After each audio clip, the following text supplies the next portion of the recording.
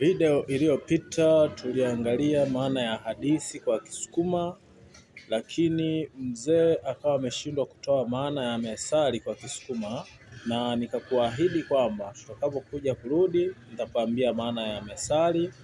Na leo maana ya methali nataka nikutajie kuwa inaitwaje kwa Kisukuma. Ndugu msikilizaji, kama ulikuwa bado hujalike au kusubscribe channel hii, hebu subscribe uweze kujifunza Kisukuma hapa. Maana ya methali kwa Kisukuma ni sumo. Sumo inaitwa sumo kwa Kisukuma. Unaweza ukakuta neno limetamkwa, hizo ni sumo. Unajiuliza, sumoki aharingwana uyo atigwaga. Watakwambia kwigwa kwa mburu pagaminga matu. Hizo ni methali au sumo, ndugu msikilizaji.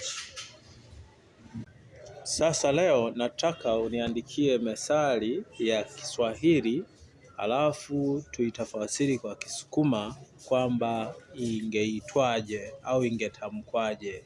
Kwenye komenti hapo tukutane. Asante.